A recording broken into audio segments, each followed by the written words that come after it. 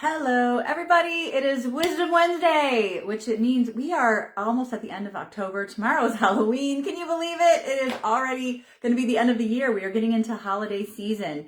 And you know what? I'm in Michigan here, and it is 76 degrees right now, which is why I'm wearing a tank top in Michigan at the end of October. Highly unusual. Usually by Halloween, we have kids in their costumes on Halloween night wearing winter coats over their costumes because it's so cold usually. So it's going to be interesting for the trick-or-treaters tomorrow. All right, fixing my camera. I'm seeing some crooked lines here. Well, it's the best I can do. All right, so Wisdom Wednesday, let's get to it.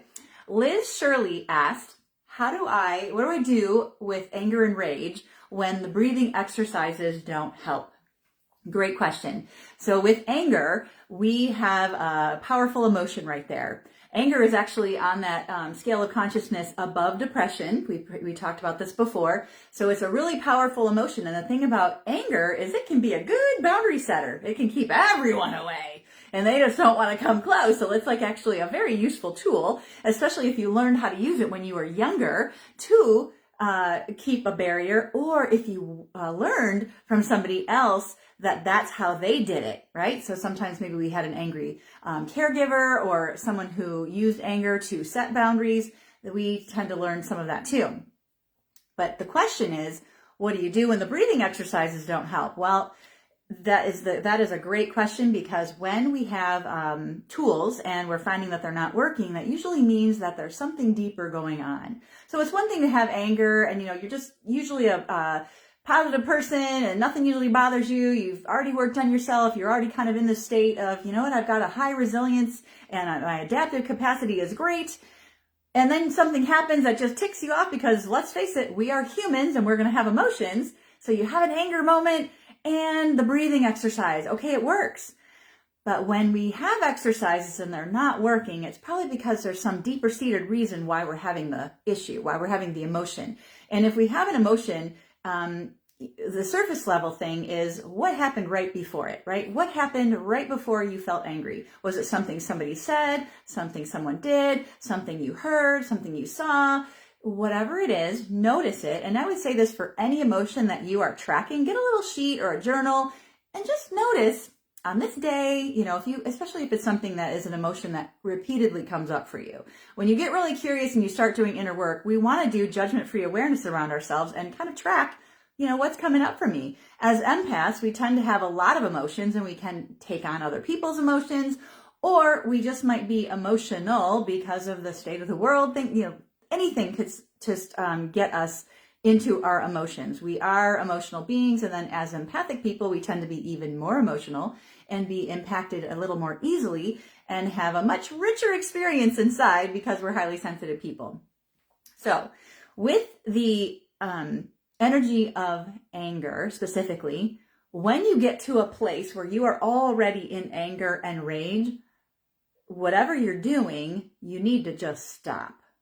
That is my first advice. You just need to stop wherever you are, get out of the environment that you're in, excuse yourself if you're with someone else, and go somewhere different. Whether it's another room of the house, go in your car, have a scream in your car with the windows up, I would recommend, because sometimes we just have to, at that point when it's so high, we just need to let it out.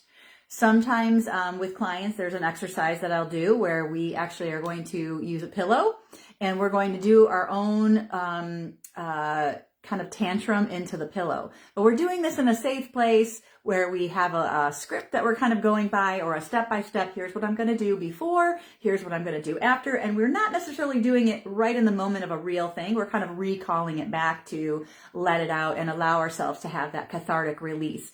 Because when we get into the emotions, and you've heard me say this before, hopefully, and if you've watched some of the other videos, and if not, go back, because there's a lot of good stuff in there. And I'm going to try not to make this too long. Hi, Jenny. I just noticed that you're watching here. I'm tending to keep focus on the camera.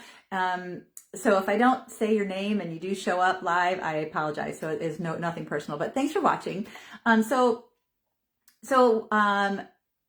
When you're having these emotions like anger, like Liz is asking about, sometimes we just have to let the emotion run its course, because the neuropeptides have already flooded our system. We're already in that state of feeling. And that goes with any emotion, you guys. It's not just anger, it's anything. Anxiety, fear, which is very parallel. We're feeling really down, we're feeling sadness, grief, whatever it is.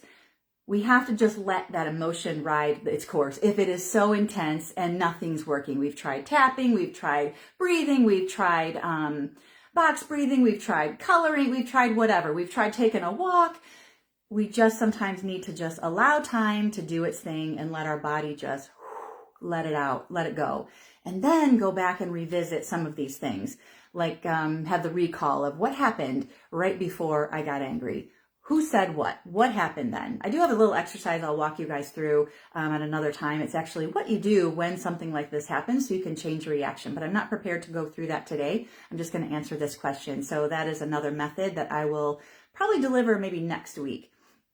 So when you have this anger, like I said, we want to make sure that if it's a repeated thing and we're having, like, say, road rage all the time, or someone's telling us we're having road rage, or we are someone's showing us that we're blowing up, or we just recognize that we're blowing up. Like, I had a client that used to just blow up at his kids a lot because he was just very tense. So the surface for him at the time, for this particular client, he thought it was because of PTSD from the military. Well, that certainly exacerbated it, but it turned out it was something far further back in his life around his own self-worth, to be honest. So, not to be honest, I say that all the time sometimes. I don't know why. So yes, I'm honestly speaking to you all the time. So there's a better phrase there. So it was something else in his past. It wasn't the military. That exacerbated things. This is what I find when I've worked with veterans or other people who have PTSD, and it comes, later in life. It's usually exacerbating stuff that was already in the subconscious mind. It's just already triggering. It's adding to the problem that's already there. So PTSD is really symptoms of an event. The trauma is what happened inside of us, right? So back to the anger specifically. When the exercises of breathing aren't working, or we're not able to distract ourselves from the moment, we have to ride the wave. We just have to go to a safe place and allow ourselves to be mad. And sometimes a really good thing to do while you're mad, to dissipate that energy, because we can't really do anything else. You don't want to take it out on your walls or your cars or a person. You just don't want to do that. I don't recommend it. You probably might be listening to me and saying, yeah, okay, well, I wouldn't recommend it either. But some people, that is their go-to, and it's automatic. So that's why I say remove yourself from the environment and go walk it off or journal it off. And journaling is a great way to do it. So you can just get out all those feelings of what's really making you upset. Where is this anger coming from? Who's it about? And how do you feel about it? And really, what's really coming up? And then sometimes when we start doing that, we start to see images of things or flashbacks of our past, of, something that just, comes in for a blip. Like, notice what those things are, because they are valuable clues to what this is probably really about in the root. So when we have something that's triggering us with anger, and we're having a repeated response of anger, for example, we want to go to the root cause of what that anger is, because generally speaking, the person that cut you off in traffic isn't the problem. The person that said whatever to you that you don't like isn't the problem. It's something within you that is bothered by the fact that these things took place, and they're triggered. But why are you triggered? Something's there, and that would be something you'd want to clear up.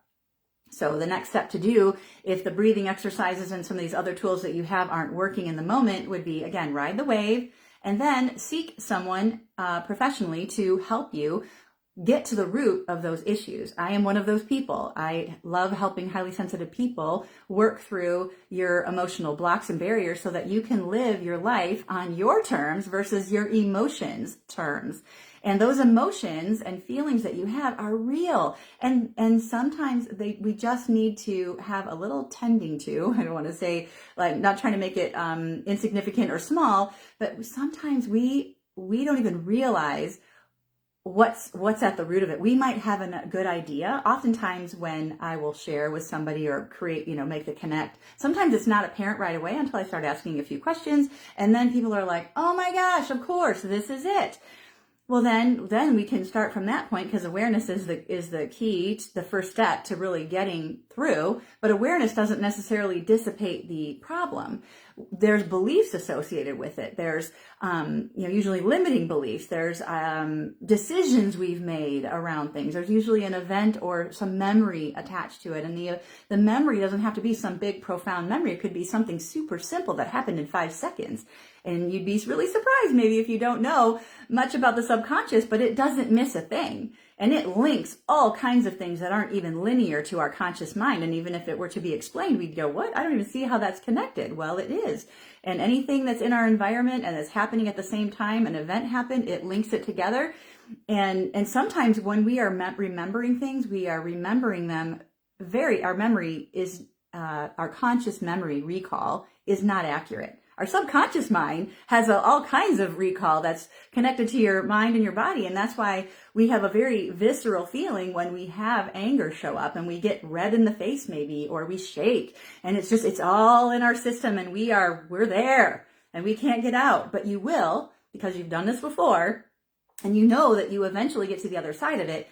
But as I said, when the breathing exercises aren't working, you want to make sure that you're taking the time to remove yourself from the environment and take care of you, and try to be compassionate with yourself too. Because sometimes we end up making ourselves even more angry by beating ourselves up for the fact that this happened. And so what I want you to know, and one of the most important things to know, is this isn't who you are. Anger isn't who you are.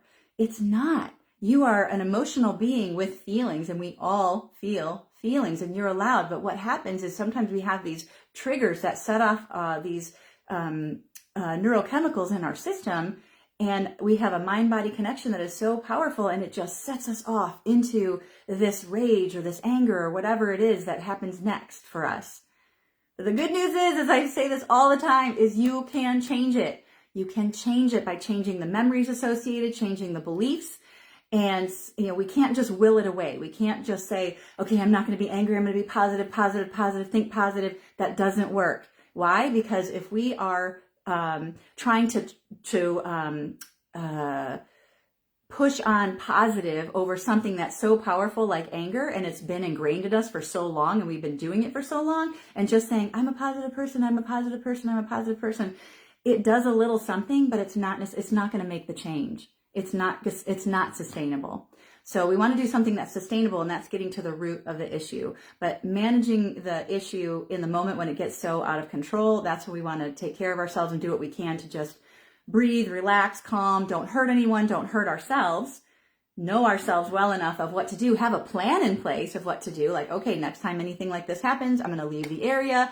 I want a new environment. I'm going to do a distraction perhaps. I would highly recommend trying to distract yourself with something that you know works. Everyone is different. For me, it's usually laughing, but sometimes when I'm mad, I get more mad when someone's trying to make me laugh. You just got to find out the thing that works. And for me, usually if it's an anger thing, I usually have to kind of walk it off and just be alone and nobody bother me, like including the animals. I don't want to have to do anything. I got to be by myself.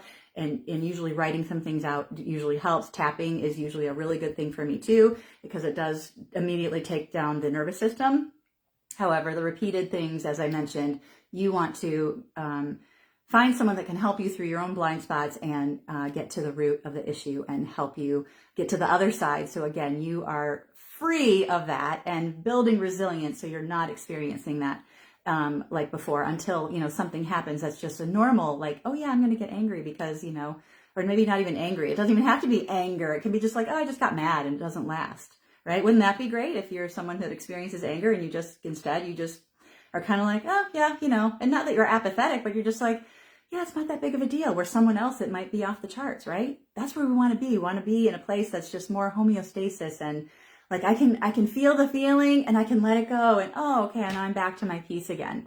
That's what we want. Well, at least that's what I want. I hope that's what you want too. So I hope this was helpful. I'd love your comments. If you're watching the replay, put #replay below. And tomorrow, remember, is the group that I have. It's at 3:00. I know it's Halloween, but it doesn't get dark around here until, I don't think, 5-ish. So we're not going to be, well, actually, it's after 5 now and it's not dark yet. But I know trick-or-treating is happening. But come in costume. I will have a little something on. And we're starting at 3. It'll be from 3 to 4:30. I would love to see you there. The invite is in the group, and I hope to see you soon. All right, take care. Bye-bye.